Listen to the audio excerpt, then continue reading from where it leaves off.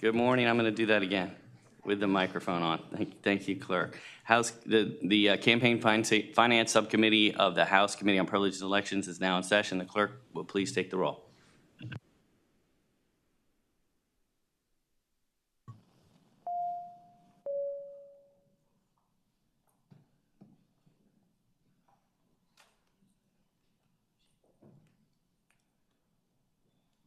Thank you. We have a quorum. The Clerk will close the roll. We are going to start with, I see only one delegate here, Delegate Helmer, House Bill 2. Oh, I'm sorry. You're hiding from me. Okay, we'll start with Delegate Helmer, House Bill 276. No offense to the other delegate. All right. Good early morning, Mr. Chair, members of the subcommittee. In front of you is House Bill 276. The problem we're trying to seek in to fix in House Bill 276 is that increasingly we see floods of dark money into our elections trying to affect the outcome without any indication of where or whom that money is coming from in ways that significantly undermine democracy. What House Bill 276 does, which we should be able to support on a bipartisan basis, is make a simple statement that in the case of an independent expenditure on behalf of a candidate that's not coordinated with the candidate, or in the case of advocating for the defeat or passage of a referendum, that in those cases where an organization is undergoing the expenditure, the disclosure 60 days before a general election or 30 days before a primary election in cases where you've spent $1,000 statewide or $200 locally will indicate who the top 3 donors to that are. With that, it's a fairly straightforward bill, Mr. Chair, and I turn it over to the subcommittee in hopes that you'll report this pro-democracy bill. Thank you. Thank you, Delegate Helmer. Does the committee members have any questions for the delegate? Mr. Chair, I have Delegate Anthony. Thank you, Mr. Chair. I have a question on this. I see that you also inserted the independent expenditure reports must be filed electronically. Could you explain, because of Virginia does not have broadband access across the Commonwealth, could you explain why you inserted this piece into your legislation as well? Mr. Chair, I would answer the delegate that in general, we've been trying to push towards more transparency and openness in terms of disclosures as the policy, I think on both sides of the aisle. In the general, we've simply been moving towards electronic filings with the understanding that as we've expanded broadband access across the Commonwealth, that's going to be easier. I think we should keep it because generally speaking, the groups that are involved in independent expenditures and advocacy on behalf of referendums also have access to the internet. These are not, while this says $200 or $1,000, we're not seeing a lot of $200 or $1,000 expenditures. We're seeing much larger expenditures. So my recommendation would be keep it, but if it eases passage of the bill, I'd be happy to strike that specific provision, Mr. Chair. A follow-up. Thank you, Delegate. Follow-up, Delegate Benin. Oh, Delegate. Oh. You got to follow up, right? I'm sorry. Thank you, Mr. Chair. I'm looking at the thank you. Delegate Anthony. So I looked at the fiscal impact. It does not seem to have a fiscal impact, but there is not enough information about the increased jail population as a result of this proposal. Anyone convicted of Class 1 misdemeanor, it may be an increase to the cost of the state. Could you speak to that fiscal impact for me, please? Thank you. Mr. Chair, if you could point to me the line where we're going to put where we have the misdemeanor, I would ask the delegate, or if the clerk could speak to that. Mr. Chair, I'll follow up. Delegate Anthony, and if the hold on one moment, but council, can you point to that for us? Mr. Chair, I'm not aware of there being an additional misdemeanor penalty in here. Under Chapter 9.5, the State Board of Elections has hearings and then levies fines on that basis. So it's mostly a fine regime under this particular penalty. Delegate Anthony, last question. Then we have somebody on the other side here that needs. Thank you. That's all I have, Mr. Okay. Chair. Thank you. Delegate Phillips. Mr. Chair, so Yes. just my understanding to answer the delegate's question, if that would be okay, is that I'm sorry, yes, please. there is no, there would be no fiscal impact because there is no misdemeanor created Correct. by this. Thank you, Mr. Chair. Delegate Phillips. I was just wondering, sorry, thank you. Thank you, Mr. Chair. I was just wondering, excuse me, I think you said it was 60 days out. How would that affect, again, you're going to get this question from me in this committee since I was the victim of one. How does that affect the special election that's in 2 weeks? Mr. Chair, I'd answer the delegate that since that special election would fall in that time frame, it would still be, I can't extend the time period. I would answer the delegate, I can't extend the time period of the time for the special election, but in the case of that 2-week special election that you faced, all of those expenditures would be covered because it's within 30 days of a primary or 60 days of a general election. That would be a general election. So just to be clear, would that Follow up, have? Delegate Phillips? Yes, please. Thank you, sir. Thank you, Chair. Would that have the impact then of eliminating those kinds of contributions from being made at that point? Mr. Chair, I'd answer the delegate. This has no bearing on we're not dealing with, although I think we should, as a matter of policy, deal with issues like limits and who can be the source of donations. This bill doesn't do any of that. This bill is actually much more straightforward. It says, if there's an independent expenditure, an organization decides they want to advocate for or against Delegate Phillips, that organization, they didn't coordinate with you. Because if they coordinated with you, it's real easy. If they coordinate with you, none of this applies, and all they just say is paid for by people who don't like Delegate Phillips, comma, coordinated with whoever your opponent is, right? If they don't coordinate with you, it's an independent expenditure as defined by this, then they got to say, like, who's going after you? And from a democracy standpoint, from understanding who's participating in a democracy standpoint, we're not trying to limit speech. We're trying to encourage political speech and encourage transparency on where that speech is coming from, particularly as we increase the number of referendums and things like that are happening around the Commonwealth. Thank you, Delegate. All right, no further questions from the committee. Do we have anybody in the audience who'd like to speak for, in support of the bill? And then I will go to the online audience. Thank you, Mr. Please Chair. state your name. My name is Nancy Morgan. I'm with Big Money Out, and we support this bill. Basically, the idea is to protect yourselves and candidates from obscure attack ads, which have proliferated since Citizens United, which was passed 14 years ago on January 21st. And I think that many of your colleagues have been subject to these type of attacks. I shouldn't be saying I'm Virginia grandmothers who love puppies and rainbows and put out an attack ad. I should just put my own name. And it's built on a lot of good practices around the state. These include Arizona, Alaska, and Rhode Island. These have been litigated, they're legal. And just to remind you, when Citizens United was passed, there was an 8-to-1 vote by the Supreme Court in favor of disclosure. And Justice Scalia was quoted that requiring people to stand up in public for their public acts fosters public courage, without which democracy is doomed. So you might hear from some groups that perhaps their speech, they believe in free speech, but that their speech needs to be private. The Supreme Court justices agreed that total disclosure is important for the public interest, and we did a survey, and 88% of Virginians feel this way. And we hope that you as public servants believe this. So thanks for Dan Helmer for introducing this bill, which I think that builds confidence in our democratic processes and protects legislators from these dark money attack ads. Thanks so much.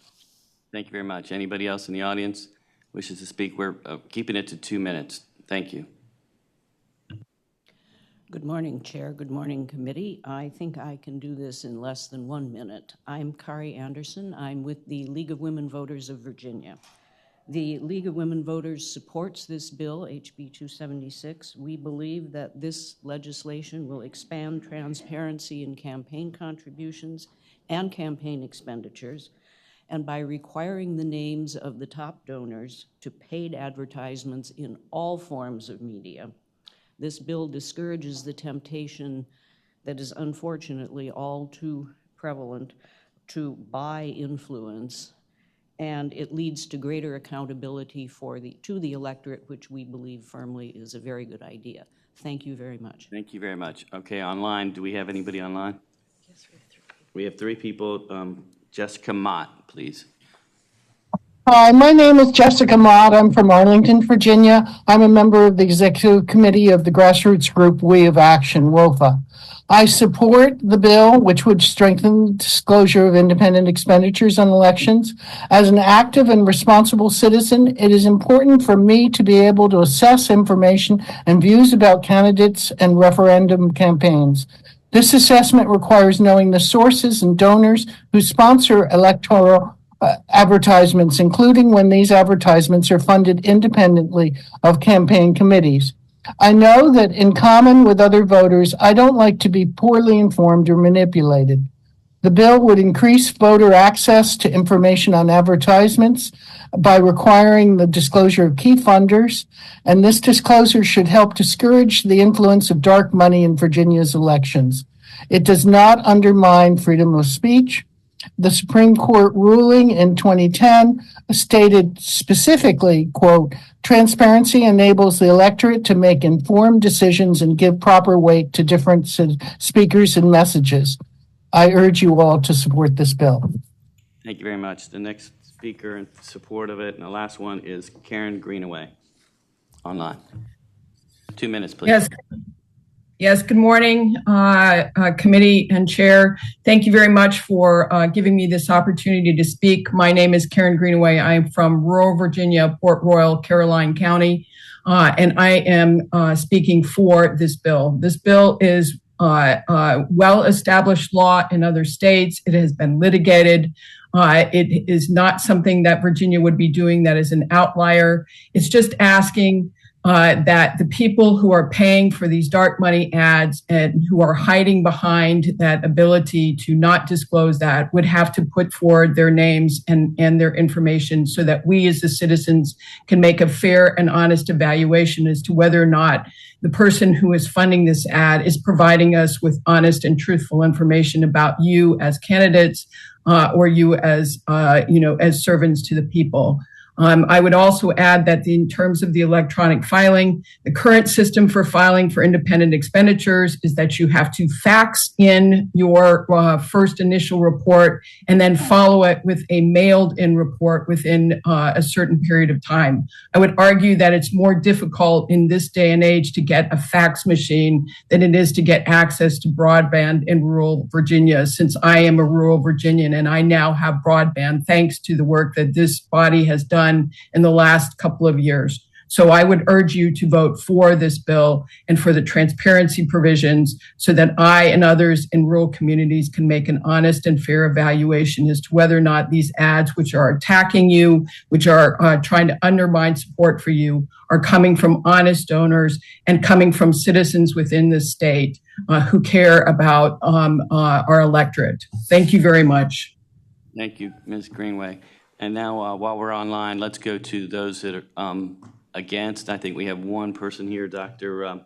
Taj Mahan Haft, please. 2 minutes.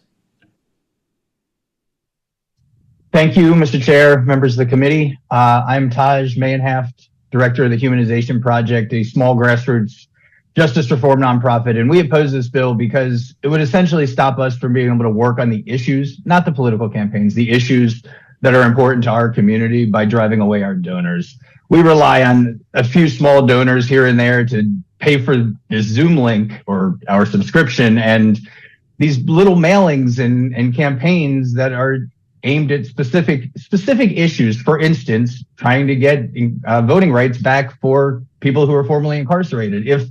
When we continue that campaign in these political times when everything is prone to harsh speech and even the threat of violence, if our donors have to be on that list every time we have a piece of campaign material for something like that, they're not going to want to donate. And we are all for transparency, but that stops us, but it doesn't stop dark money. It doesn't stop PACs from donating. They can just, or a big corporation.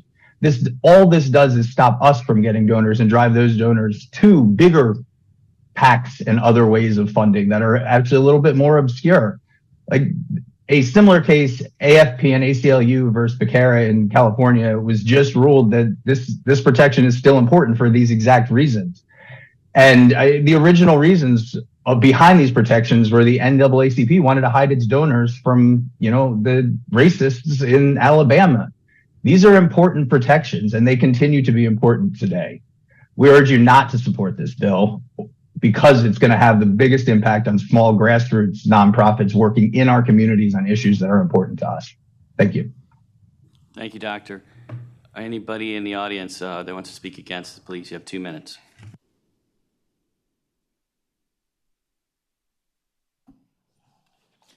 Mr. Chairman, members of the committee, Benjamin Knott, Americans for Prosperity. I urge you to kill this bill with urgency.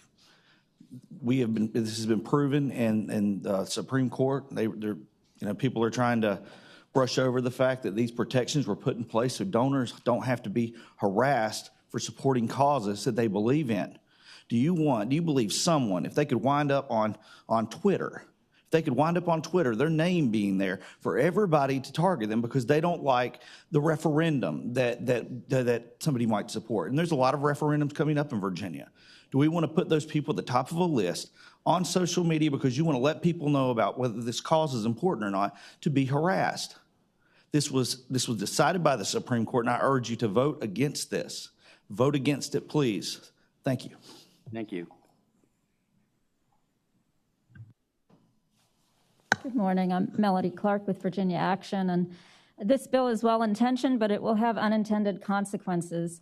First, in a practical sense, what if there are 10, 20, 50, or even 100 people that donate the same amount, which does happen quite frequently in groups? How do you deal with that? You'd be listing an unending list of names, and it will also have the effect of suppressing large donations to groups.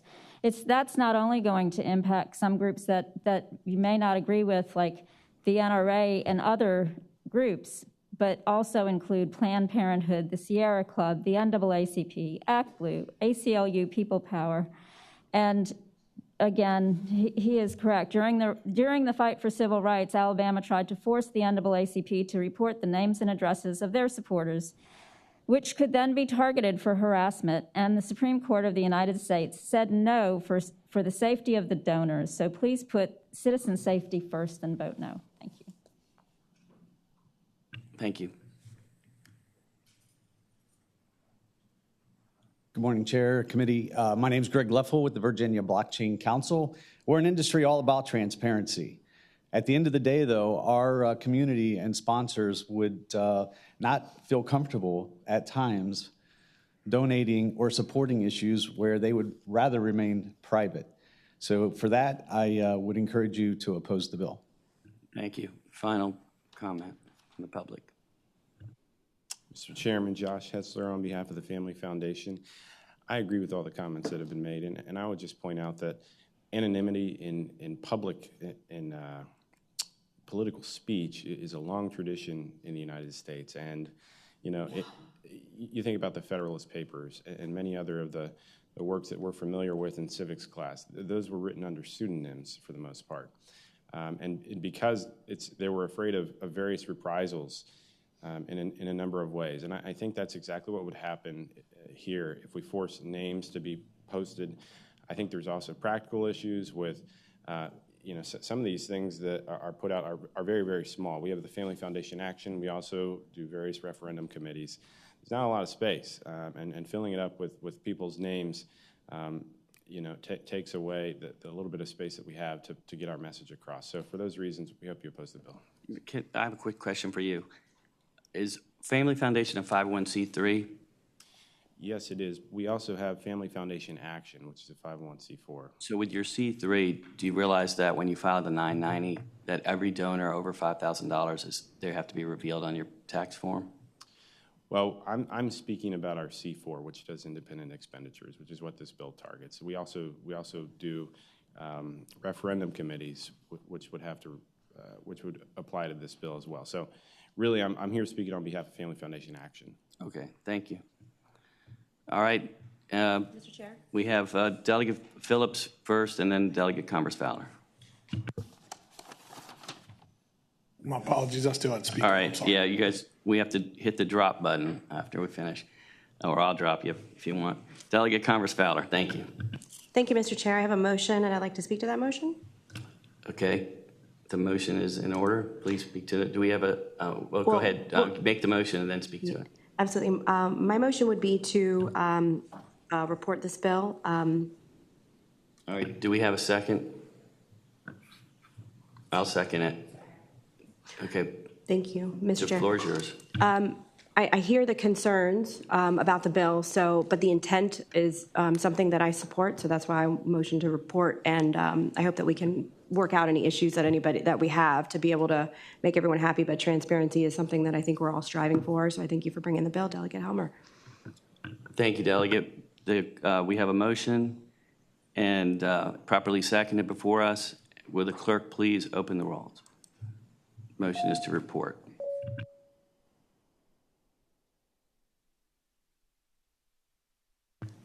All right, the clerk will close the rolls. The bill reports on a vote of 5-3. Thank you, Delegate. Thank you, Mr. Chair. Thank you, members of the subcommittee. And if there are things we need to work on going forward, please come see me. I'm happy to work on those with everybody. Thank you.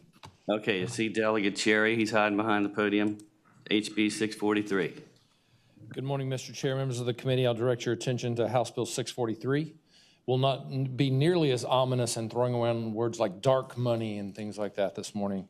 What this bill simply does is give a point of action to the campaign laws that are already on the books. This is the impetus of a constituent of mine who became frustrated when she believed she had evidence of a former legislator receiving donations during session.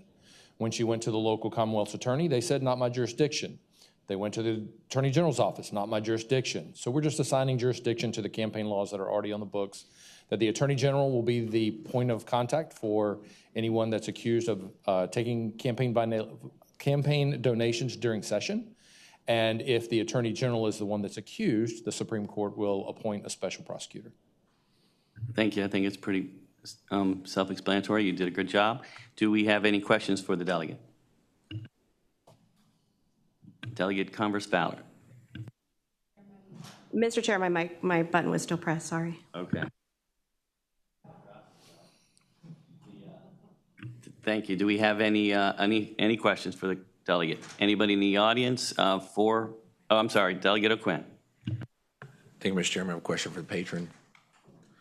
Delegate Cherry, is anyone here from the Attorney General's office? I guess would be a two-part question. And second, do they anticipate needing additional FTEs or anything else to be able to comply with this new mandate on their office? I do not have anyone from the Attorney General's office, but we were told that there was no physical impact at this time. It's plausible that perhaps there may be some cost, but they think it minimal enough that they would be able to absorb it with no cost to the Commonwealth. Thank you, Mr. Chairman. Thank you, Delegate. Delegate Converse-Fowler. Thank you, Mr. Chair. I do have a question for the patron. Converse-Fowler. Thank you.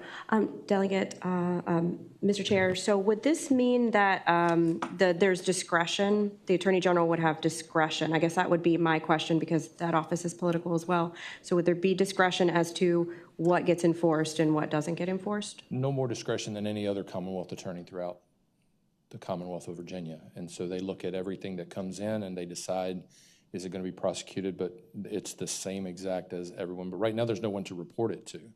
And so this at least gives a place for us to go to say, hey, here's what I believe is a violation. Will you investigate it? Thank you, Mr. Chair. Thank you. See no further questions. Do we have anybody from the audience in support? Okay, please. Thank you. I'm Kari Anderson, League of Women Voters of Virginia, which supports this bill.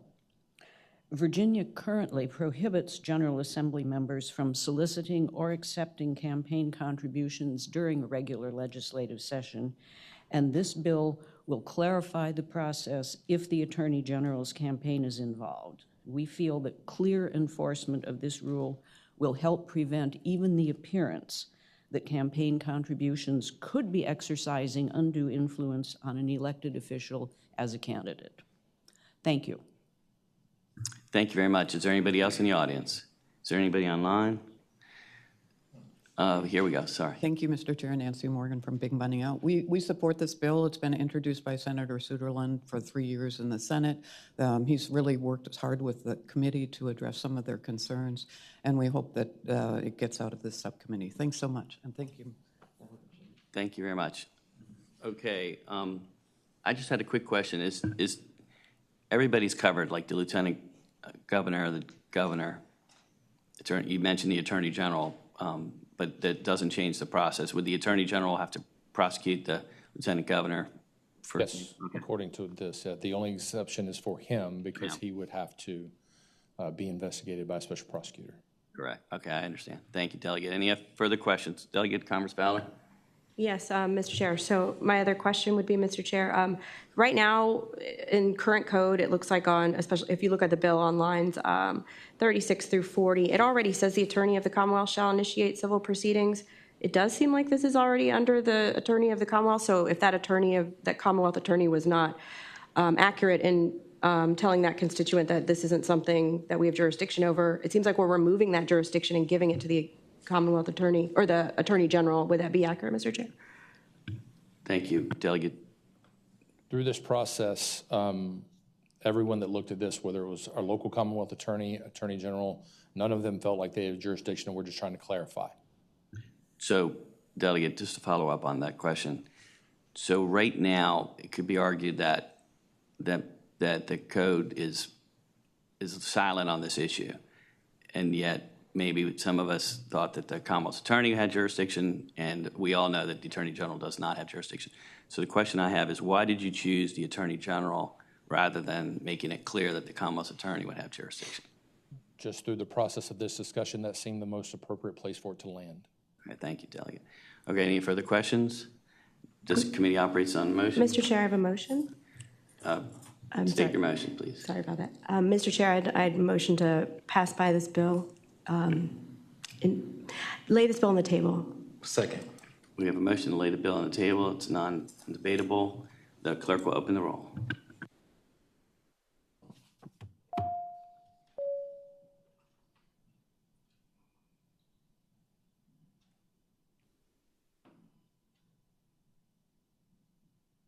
Right, the clerk will close the roll. The bill has been laid on the table and a vote of 5-3. Thank you, Mr. Chairman.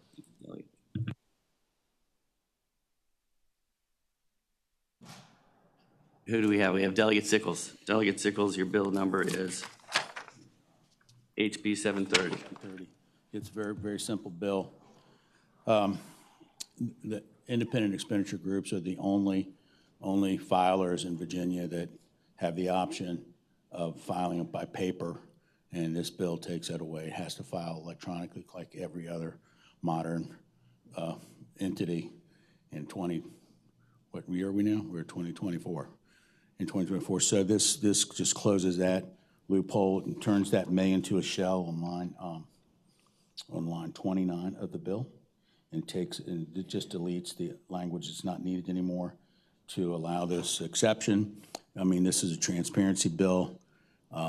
We have a lot of people interested in Virginia. A lot of people, a lot of independent expenditures come into our state. We're very competitive, and people don't know who's doing it because they have to wait so long to find out, or it's hard to get. And it's just amazing to me that this exemption exists. So that's what this bill addresses.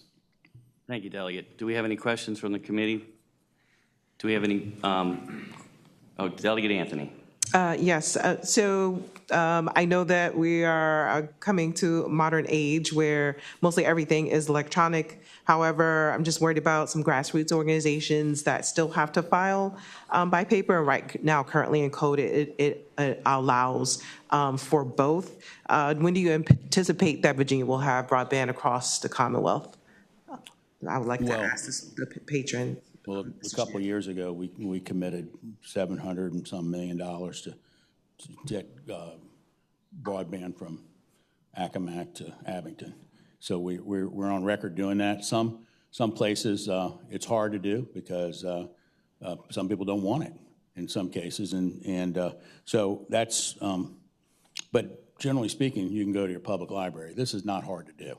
This is not hard to do for any nonprofit group. You can find the internet somewhere that's nearby to, I just don't know anybody who doesn't have it, but maybe I'm out of touch. I don't know. Yeah. No, you're very in touch, Delegate. Okay. The Department of Elections has no issue with it, from what I understand, too. So, and I think everybody in every other capacity regarding election filings and everything, it is done electronically. Do we have any other, Delegate Milby? Good morning. Good morning, Mr. Chair. My question is for the delegate. If a person files electronically, how long until, or if ever, can someone who wants to see this information go to their local registrar or somewhere and see it physically, if that's... Well, I think we'll probably have someone testify to this effect. Maybe I'm wrong, but VPAP will pick it up and they will publish it as part of all the other information they do. And I think it'll go on the Board of Elections site too. I mean, the Board of Elections site should be as good as VPAP, but we know that VPAP kind of beats them to the punch a few times with their very efficient operation. So if I'm wrong about that, I think they'll testify to it, but I think they'll put it up instantly as soon as they have it. Follow up, Mr. Chair. Delegate, please. So the access to this information to the public is really basically the same as it would be if it was... For your report, sir. Thank you. Thank you. All right, anybody in the audience would like to testify in support, please come up. You have 2 minutes. Thank you, Delegate Sickles, and thank you, Chair. We support this bill, as our colleague had said before. These are not individuals from rural areas that are submitting these files. These are groups that have 501c3 standing that are already groups, and they are communicating via email. And it's incredible that somebody has to look for a fax machine to send something to the Department of Elections. We have the technology to do this, and also it makes the work easier for the staff at the Department of Elections to get something scanned in, and it takes more work. Just fill in a form and put it in the system. So this is a best practice done in other states, and certainly it's just common sense in terms of campaign finance reporting. Thank you so much, delegates. Thank you. Mr. Chairman, members of the committee, my name is David Poole, and I'm speaking here as an individual not associated with any organization. Virginia, as you know, is one of the most transparent states in the nation, and that's because of laws that the General Assembly put in place a quarter century ago and policies by the Board of Elections to make information transparent.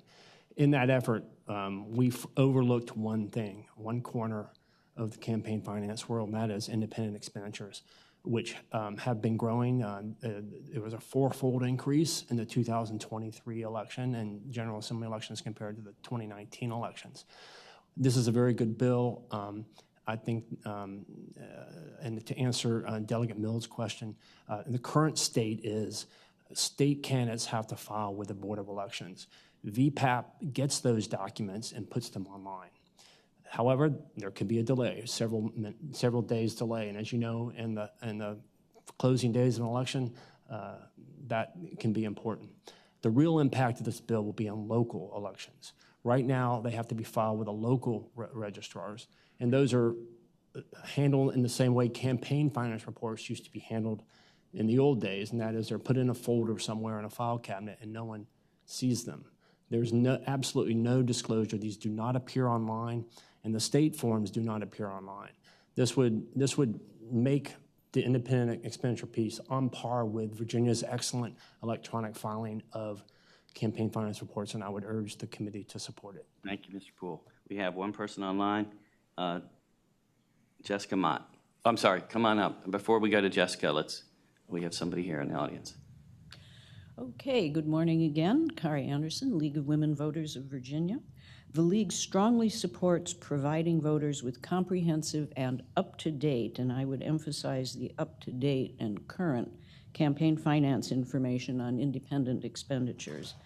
Providing for electronic filing of these campaign finance reports, and I would say requiring electronic filing, will make this information available and readily accessible and more immediately accessible to voters, which I think has already been mentioned. Thank you very much. Thank you very much. All right, online we have Jessica Mott. 2 minutes. Yes, my name is Jessica Mott from Arlington, Virginia. I'm a member of the WOFA, the grassroots group We of Action. And for all the reasons that the previous outside speakers just mentioned, I support this bill. Thank you. Is there anybody in the audience or online that is against the bill? Okay, seeing none, this committee operates on motion. Move to report. Second. All right, we have a motion to report in a second. The clerk will open the roll, please.